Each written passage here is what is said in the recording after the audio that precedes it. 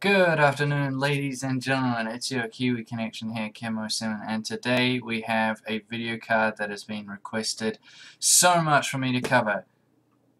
The VaporX R9 290 from Sapphire.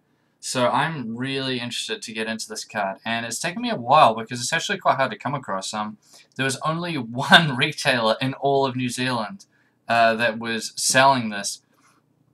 And trying to get it overseas was difficult as well, so it took me a little while to get it. But I'm very interested to how this card performs, since the Tri-X 290 performs very well, and it's one of my favorite 290s and one of the most popular 290s.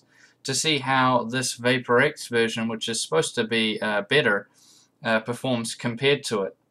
So on the outside, we see it's all pretty standard. Normal Sapphire box, except in blue, which is obviously going to be the theme with this card instead of the orange with the Tri-X. See some more talk about the Vapor X technology in this graphics card and a few other things. So let's get into it. Now, I will say, oh, where's my knife? There it is. I will say that this card is slightly bumped up. So it has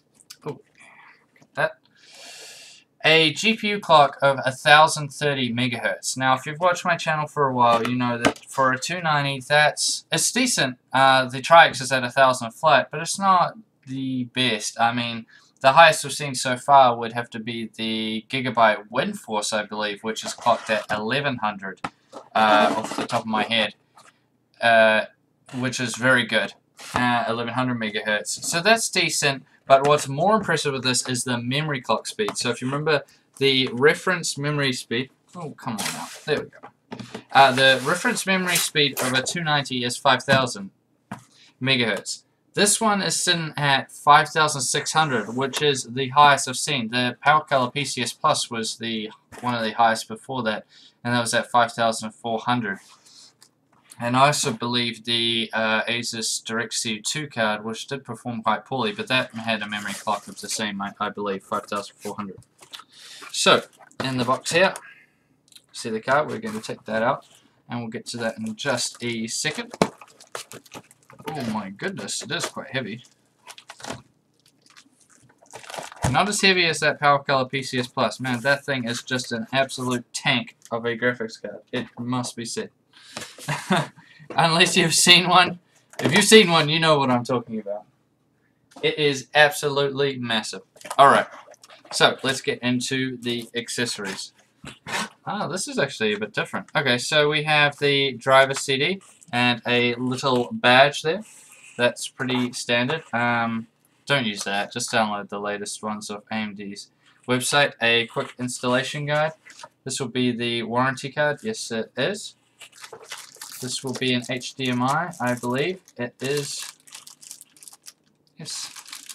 I can't see, it's got caps on it, but I believe that's in HDMI. We'll pull this cap off, man. Stay nosy. Oh no, I can see now. Yeah. So that's HDMI. They did that with the Tri-X as well. This 8-pin to. Oh, so 8-pin to Molex. And another 8-pin to Molex. Okay, so this is probably running twin 8-pins. And then this looks like a little mouse pad. It is too.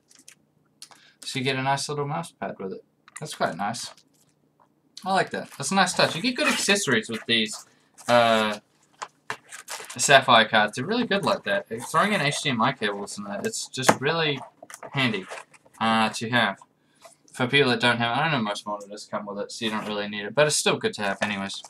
Now, let's get into the graphics card. So, I'll go into more of the details of the differences between these cards when I do the showdown between this and the Tri-X. But from what I believe already, from everything I've learned, man, this thing is a beast of a card. Oh my goodness. Okay, so there we go. Is that obviously it's running the VaporX heat sinks on it, so that's supposed to dissipate the heat more quickly and better than just the standard sort of heat sinks on the Tri-X.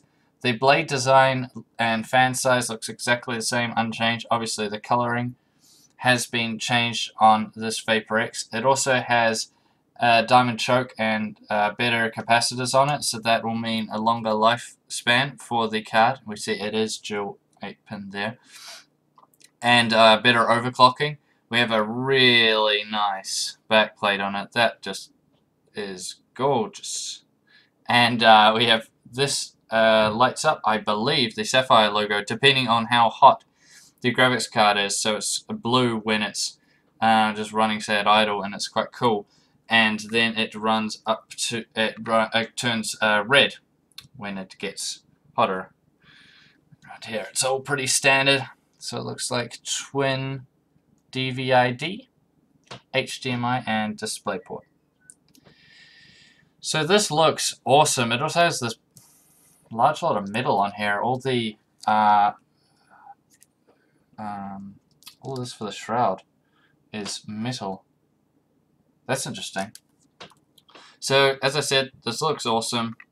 It's clocked a bit higher, especially on the memory. I mean, the Tri-X is clocked at 5,200 megahertz on the memory, so that's a big bump up in terms of the memory. But we'll have to get into the review and see if this card does as well as the Tri-X does in terms of temperatures, which I'm very much hoping it will, and also if it performs as well in noise, because if anyone remembers back to the 7970 Vapor X's compared to the Dual X or the 280X Vapor X, the Vapor X models for some reason were a lot louder in that, although the fans seem unchanged, so it would be bizarre for this one to be louder, but we'll just have to see.